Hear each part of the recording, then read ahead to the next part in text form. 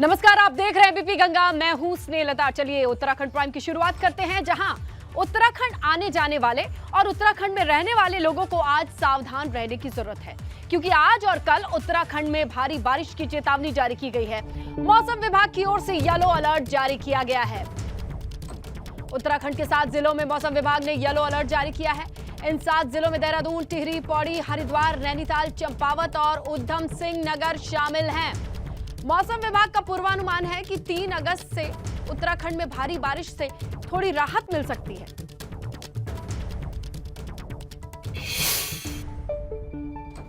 तो देखिए, आसमानी आफत का येलो अलर्ट जारी किया गया है। इसके साथ ही राहत वाली खबर यह है कि 3 अगस्त से माना जा रहा है कि पूरे उत्तराखंड में जो भारी बारिश का दौर चला है, लंबा दौर चला है, उसमें थोड़ी रुकावट आ सकती है, लेकिन 7 जिलों के लिए येलो अलर्ट जारी है। चलिए सीधा रुक करते हैं हमारे सहयोगी पंकज राणा का और जानते हैं कि अभी मौसम विभाग की ओर से किस तरीके की चेतावनी है और प्रशासन की क्या तैयारी है। पंकज, देखिए, इसने रहता मौसम विभाग ने आज और कल के लिए प्रदेश भर में येलो अलर्ट जारी किया है और अभी थोड़ी सी राहत मौसम में है। धूप खिली हुई है राजधानी देहरादून में, लेकिन पर्वतीय क्षेत्रों से जानकारी मिली है कि वहां पर बारिश का सिलसिला जारी है। यानी कि ये कहा जा सकता है कि जिस तरह से मौसम विभाग ने भारी अलर्ट जारी किया है प्रदेश भर में, तो शाम तक पूरे प्रदेश भर में खासकर 7 जिलों में तेज बारिश होने की संभावना जताई गई है। कल भी इसी तरह का मौसम प्रदेश भर में रहने वाला है। देहरादून, उत्तरकाशी, पिथौरागढ़, अल्मोड़ा, बागेश्वर और टिहरी में मौसम ने कहा है कि येलो अलर्ट जारी रहेगा। यहाँ पर लैंडस्लाइड और अन्य घटनाएं होने की संभावना जताई गई है। उसके बाद मुख्यमंत्री पुष्कर सिंह धामी ने प्रदेश के सभी जिला अधिकारियों को अलर्ट मोड पर रहने के निर्देश दिए हैं और कहा है कि एसडीआरएफ, एनडीआरएफ टीमों को पूरी तरह से सतर्क मोड पर रखा जाए, ताकि कहीं भी कोई अप्रिय घटना होती है या लैंडस्लाइड की वजह से सड़कें ब्लॉक होती है तो उनको तत्काल खोल दिया जाए। फिलहाल कह सकते हैं कि कल शाम तक मौसम का मिजाज जो है वो पूरी तरह से आफत वाला बना रहेगा। पूरे प्रदेश भर में सड़कें बंद हैं, उनको खोलने का सिलसिला जारी है और अभी भी ये कहा जा सकता है कि जिस तरह से मौसम विभाग ने अलर्ट जारी किया है, उसके बाद जो जिले की टीमें हैं वो पूरी तरह से अलर्ट मोड पर हैं। 3 तारीख को कहा गया है कि मौसम थोड़ा सा शुष्क रहेगा, यानी कि राहत वाली खबर मिलने की संभावना है, लेकिन उसके बाद से फिर पूरे प्रदेश भर में बारिश की संभावना जताई गई है। तो इसने लता कह सकते हैं कि अभी मौसम से राहत नहीं मिलने वाली है। मानसून की जब दस्तक हुई थी उसके बाद से सभी विभागों को अलर्ट रहने के लिए कहा गया था। सभी अधिकारियों को निर्देश दिए गए थे कि वो पूरी तरह से सतर्क रहें और अपने फ़ोन हर समय ऑन रखें। किसी का भी यदि फ़ोन आता है तो उससे बातचीत करें और अपनी जानकारी को साझा करें। आपदा प्रबंधन कंट्रोल रूम जो यहाँ पर सचिवालय में बनाया गया है, वहाँ पर सभी विभागों के नोडल अधिकारी मौजूद रहते हैं। वो कोई भी घटना होती है तो उससे आगे प्रसिद्ध बिल्कुल करते हैं। और येलो अलर्ट का मतलब पंकज यही है कि नजर बना करके रखना है। कोई भी कदम घर से बाहर निकालने से पहले एक बार पता कर लेना है। हेल्पलाइन लगातार फ्लैश भी की जा रही है, दी जा रही है, वहां से जानकारी लेने के बाद ही यात्रा करनी है। ये तमाम चीजें हैं। आप बने रहिएगा पंकज हमारे साथ, आगे भी खबर पर आपसे अपडेट लेंगे, क्योंकि खबर है जोशीमठ से। 18 घंटे के बाद बद्रीनाथ हाईवे खुला है, ये जानकारी मिल रही है। बीआरओ ने कड़ी मशक्कत के बाद इस हाईवे को खोला है। लामबगड़ नाले में उफान के बाद 10 मीटर हाईवे का हिस्सा क्षतिग्रस्त हुआ था। 4 धाम यात्रियों और पर्यटकों ने अब जाकर के राहत की सांस ली है। आपको बताएं, 18 घंटे से बीआरओ लगातार लगा रहा, तब जाके इस रास्ते को खोला जा सका, इस हाईवे को खोला जा सका है। 18 घंटे के बाद बद्रीनाथ हाईवे खुला है। लामबगड़ नाले में उफान के बाद से 10 मीटर का हिस्सा क्षतिग्रस्त था और इसे खोलने में 18 घंटे से ज्यादा का वक्त लगा। अब जाकर के 4 धाम यात्रियों ने, पर्यटकों ने राहत की सांस ली है। अब आपको दिखाते हैं मसूरी के कैंपटी फॉल की तस्वीरें। वो तस्वीरें हैरान करती हैं। अचानक जल स्तर बढ़ गया और कैंपटी फॉल में अफरा तफरी का माहौल हो गया। वहीं कैंपटी फॉल में जल स्तर बढ़ने को लेकर प्रशासन और पुलिस को अलर्ट किया गया है। कैंपटी फॉल को सुरक्षा की दृष्टि से खाली कराया गया। ये पर्यटन स्थल में है शुमार, लेकिन अचानक से जल स्तर बढ़ने के बाद किस तरीके का ये मंजर दिखाई दिया, ये भी आप देखिए। गनीमत ये रही किसी तरीके का नुकसान नहीं है, लेकिन ये कैंपटी फॉल में अचानक जल स्तर बढ़ने के बाद रौद्र रूप नजर आया। गनीमत यही रही कि आसपास देखिए ये पानी कितना नजदीक बहता हुआ और कितनी तेजी से बहता हुआ दिखाई दे रहा है। जहां दुकानें दिखाई दे रही हैं, आपको एक छत का हिस्सा दिखाई दे रहा है। अमूमन ऐसा होता है कि इससे काफी दूरी पर झरने की तरह बहता है कैंपटी फॉल। सुकून देने वाली जगह होती है, लोग गर्मियों में रुक करते हैं, लेकिन इस मौसम में और ये अचानक जल स्तर बढ़ने के बाद कैसा मंजर रहा, कैसी तस्वीरें हैं, ये आपके सामने। वहीं पौड़ी में बारिश के कारण इन दिनों न्यार नदी उफान पर बह रही है और इसी में एक गाय तेज बहाव में फंस गई, जिसे लेकर काफी मशक्कत के बाद स्थानीय लोगों ने स्थानीय पुलिस ने रेस्क्यू करके इसे बाहर निकाला। ये देखिए आप, नदी का प्रवाह देख रहे हैं आप और किस तरीके से उसके धारा के साथ बहती ये गाय चली जा रही है और लोग जो किनारे हैं वो लगातार कोशिश में है। रस्सी के सहारे से किसी तरीके से गाय को सुरक्षित बाहर निकाल लिया गया है, लेकिन अंदाजा लगाइए कि अचानक से कभी भी जब पानी का तेज बहाव आता है तो संभालना और संभलना मुश्किल होता है, न सिर्फ इंसानों के लिए, बेजुबानों के लिए भी। उत्तरकाशी में 26 सड़कें पूरी तरीके से ठप चल रही हैं। भारी बारिश, भूस्खलन की वजह से ये सड़कें बंद हैं। कई रोड एक सप्ताह से बंद बताई जा रही है, जिसमें नौगाम स्योरी मोटरमार्ग है, अंगोड़ा भंकोली डोडीताल भूस्खलन की वजह से ये जो रास्ता है वो बंद है। माही डांडा बगियाल गांव ये भी 15 दिन से बंद है। तो कई ऐसे गांव हैं जिनका संपर्क लगातार टूटा हुआ है।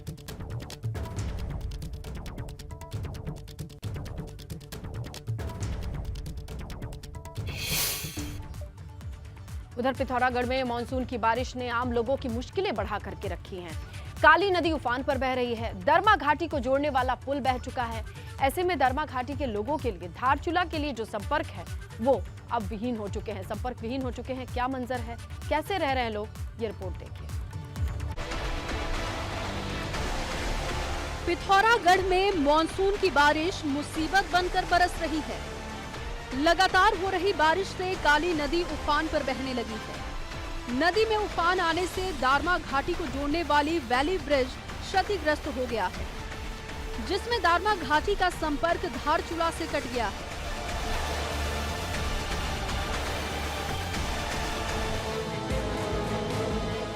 उधर मुंस्यारी थल मुख्य मार्ग पर हरडिया नई बस्ती के पास पहाड़ी से भूस्खलन हो रहा है, जिससे हरडिया पुल को खतरा है।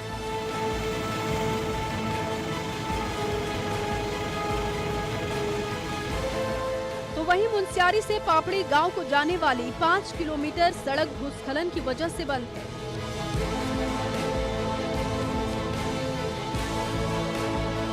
नाचनी में रामगंगा नदी का जलस्तर लगातार बढ़ रहा है, जिससे नदी के किनारों पर भू कटाव हो रहा है।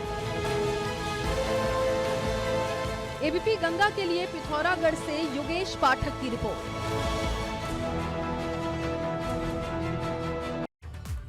वहीं उत्तरकाशी में यमुनोत्री पैदल मार्ग का बहुत बड़ा हिस्सा क्षतिग्रस्त हो गया है और इस वजह से यमुनोत्री धाम की यात्रा रोकनी पड़ी है। प्रशासन का कहना है कि मार्ग की मरम्मत में अभी 2 दिन का और समय लगेगा।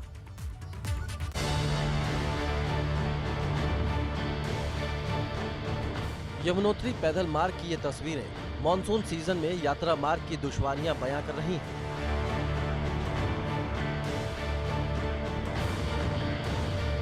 यमुनोत्री पैदल मार्ग पर बारिश की वजह से जगह जगह लैंडस्लाइड हो रहा है। यमुनोत्री पैदल मार्ग भनेड़ी गाड़ के पास क्षतिग्रस्त हो गया है। पैदल मार्ग का करीब 10 मीटर हिस्सा भूस्खलन की भेंट चढ़ गया है।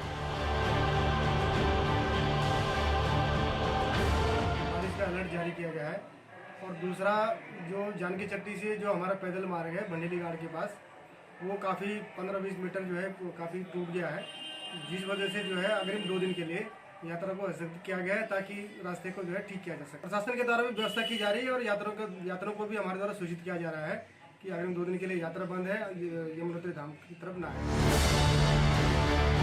पैदल मार्ग में पहले से दरारें पड़ी हुई थी, मगर मानसून की बारिश ने पैदल मार्ग की स्थिति और खराब कर दी है। आलम यह है कि अब पैदल मार्ग में महज 1 फीट चलने की जगह बची है।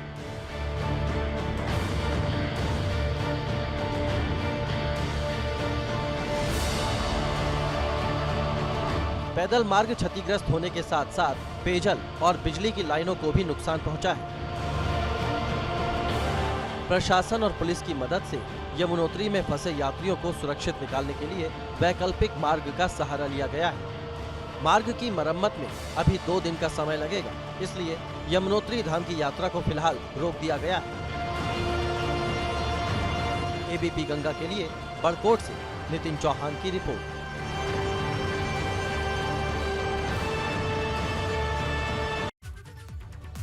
देखिए, बारिश के मौसम में चारधाम यात्रा पर एक बार फिर से ब्रेक सा लगता दिखाई दे रहा है।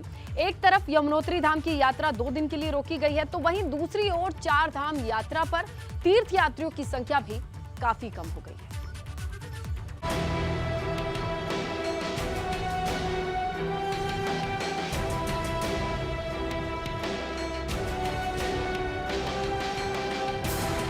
मॉनसून की रफ्तार पकड़ने के साथ ही चारधाम यात्रा की रफ्तार कम हो गई है। पिछले एक हफ्ते से हो रही बारिश के चलते चारों धामों में तीर्थ यात्रियों की संख्या में काफी कमी आई है। 27 जुलाई के बाद तीर्थ यात्रियों की संख्या लगातार कम हो रही है। 27 जुलाई को केदारनाथ में 2865, बद्रीधाम में 1976, गंगोत्री में 644 और यमुनोत्री में 365 श्रद्धालु पहुंचे थे। जबकि 28 जुलाई को केदारनाथ में 2110, बद्रीनाथ में 975, गंगोत्री में 338, यमुनोत्री में 377 श्रद्धालु दर्शन के लिए पहुंचे।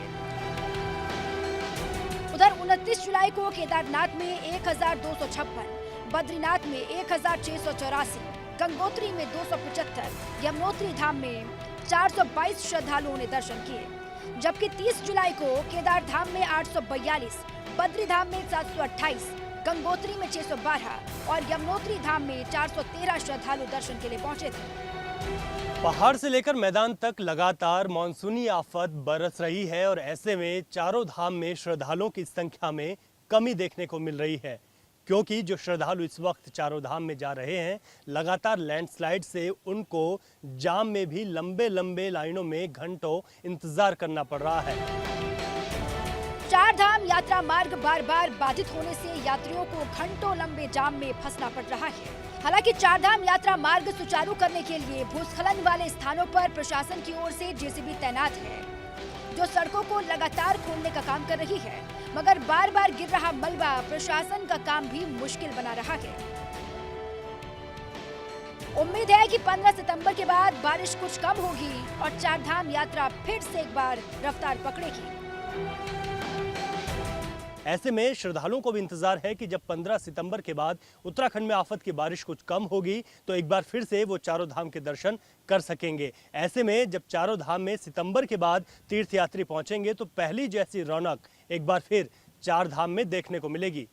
सहयोगी निशांत चौहान के साथ रवि कैंथुआ, एबीपी गंगा, देहरादून। उत्तर प्रदेश में एमएलसी प्रत्याशी सपा की ओर से कीर्ति कोल नामांकन करने पहुंची हैं। सीधी तस्वीरें आपके सामने रख रहे हैं। समाजवादी पार्टी की ओर से कीर्ति कोल को मैदान में उतारा गया है। आपको बताएं, आज नामांकन की आखिरी तारीख है। 11 अगस्त को चुनाव होने हैं।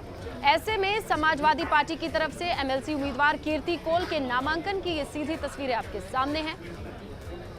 तो समाजवादी पार्टी के पास संख्या बल के हिसाब से देखा जाए, भले ही इस वक्त जीत के लिए जरूरी नंबर्स ना हो, लेकिन उम्मीदवार हैं। कीर्ति कोल का नाम आगे किया है और देखिए नामांकन की तस्वीरें आपके सामने हैं लखनऊ से। कीर्ति कोल को नामांकन की प्रक्रिया को पूरा करते देख सकते हैं आप। समाजवादी पार्टी के प्रत्याशी है, एमएलसी उम्मीदवार हैं। 11 तारीख को वोट और उससे पहले सपा की उम्मीदवार कीर्ति कोल नामांकन दाखिल करती हुई नजर आ रही हैं। तो 2 सीटों पर उपचुनाव और ऐसे में आज नामांकन की आखिरी तारीख। समाजवादी पार्टी की ओर से उम्मीदवार कीर्ति कोल के नामांकन की तस्वीरें, सीधी तस्वीरें लखनऊ से आप देख रहे हैं। समाजवादी पार्टी ने कीर्ति कोल को आगे बढ़ाया है, उनके नाम को आगे बढ़ाया और उन्होंने अब नामांकन की प्रक्रिया में शामिल होने के बाद अब वो क्या कह रही हैं, नामांकन की बात सुनते हैं। मेरे जैसे आदिवासी समाज के ऊपर उन्होंने अति कृपा की है और मेरा आदिवासी समाज हमेशा उनके लिए आभारी रहेगा। और मैं कीर्ति कोल मिर्जापुर जनपद से हूँ। 96 विधान से मैं विधानसभा प्रत्याशी भी रही हूँ। तो मैं सदन परिषद के सभी सदस्यों से विनम्र हाथ जोड़ के निवेदन करती हूँ कि इस आदिवासी समाज के बेटी बहन पर उपकार करें और मेरा भी आदिवासी परिवार का नाम आगे करें। मैं सभी से अपील करती हूँ हाथ जोड़ के कि मेरे आदिवासी समाज को भी आगे बढ़ा।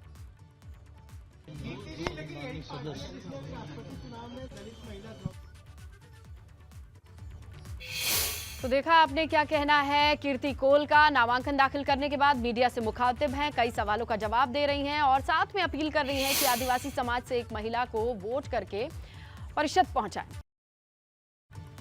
ब्रेक के बाद आपका स्वागत। तो आपको बताएं, उत्तराखंड के राज्यपाल लेफ्टिनेंट जनरल गुरमीत सिंह दिल्ली दौरे पर हैं।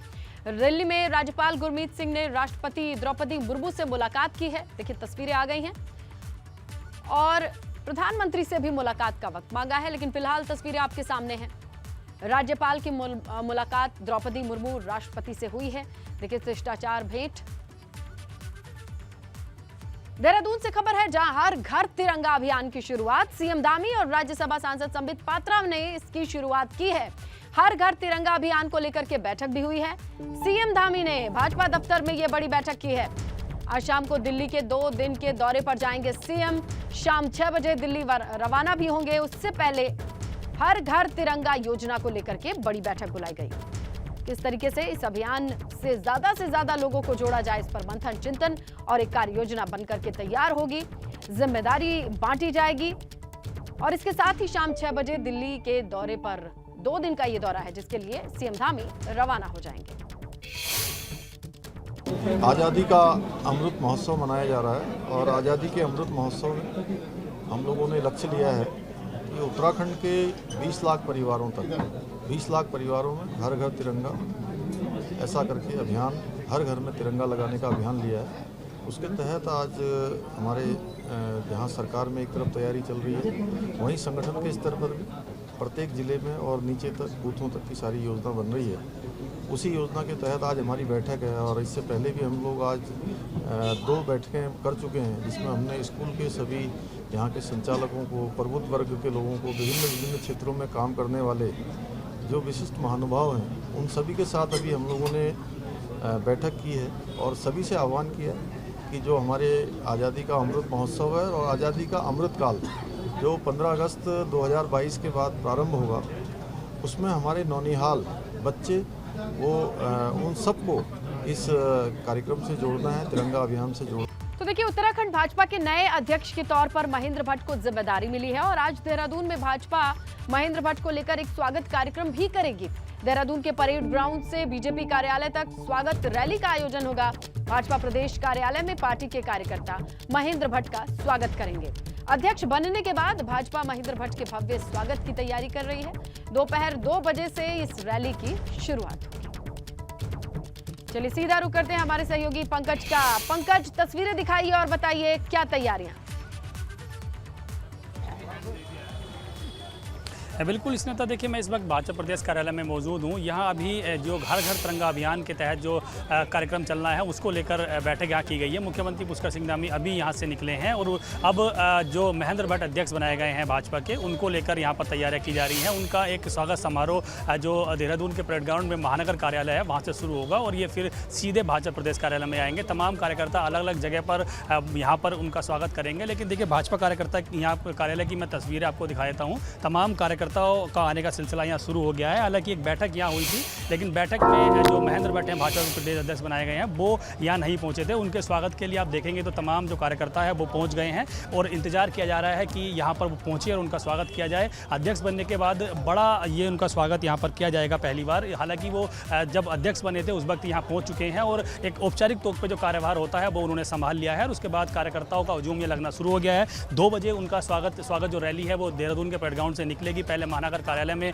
उनका स्वागत किया जाएगा, उसके बाद भाजपा प्रदेश कार्यालय में तमाम जो पार्टी के तमाम पदाधिकारी हैं, कार्यकर्ता हैं, वो मौजूद यहाँ रहेंगे, वो स्वागत करेंगे। और ये औपचारिक तौर से इसलिए भी किया जा रहा है क्योंकि एक मैसेज देने की कोशिश की जा रही है प्रदेश भर में कि संगठन और सरकार में बेहतर समन्वय है और हर कार्यकर्ता जो अध्यक्ष बने हैं नए महेंद्र भट्ट, उनके साथ खड़ा हुआ है। आगामी चुनावों को लेकर रणनीति तैयार की जानी है। पहली परीक्षा महेंद्र भट्ट की निकाय चुनावों को लेकर होने वाली है। निकाय चुनावों में हर तरह से हर निकाय में भाजपा का फिर से कमल खिलाया जाए, उसको लेकर यहाँ रणनीति बनाई जाएगी। उसके अलावा ये रणनीति है और देखिए, कंधों पर जिम्मेदारी 2024 को देखकर ही कहीं ना कहीं दी गई होगी। देखते हैं कि आज स्वागत से कैसी तस्वीरें आती हैं। तैयारियां तो दिखाई दे रही हैं। शुक्रिया पंकज। करेंगे कोरोना के बढ़ते ग्राफ को लेकर के अल्मोड़ा जिला प्रशासन अलर्ट मोड पर है। जिले के सभी सरकारी अस्पतालों में टेस्टिंग की कवायद तेज कर दी गई है।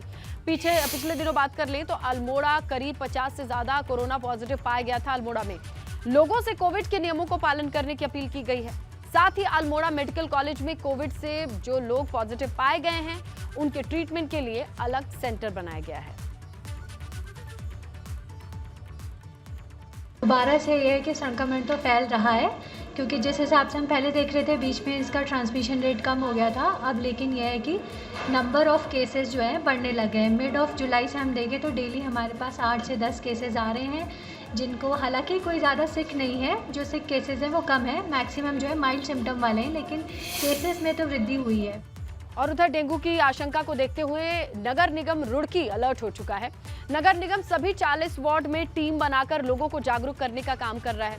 वहीं नगर निगम के मुख्य नगर आयुक्त का कहना है कि बारिश के सीजन में डेंगू का प्रकोप बढ़ने की अधिक उम्मीद रहती है, इसीलिए नगर निगम प्रशासन, अस्पताल प्रबंधन पूरी तरीके से तैयार है। लगातार नगर निगम द्वारा सफाई की जा रही है। साथ में जो हमारे मुख्य नगर स्वास्थ्य अधिकारी हैं उनको निर्देशित किया गया है कि कहीं भी पानी ना जमा होने दें। अगर कहीं निचले इलाकों में जो जलभराव वाले पानी अगर कहीं इकट्ठा भी होता है तो उसे टैंकर या पंप के माध्यम से तुरंत निकलवा दें, खाली करवा दें, ताकि पानी जमा ना हो, जिससे डेंगू का लार्वा पनपने न पाए।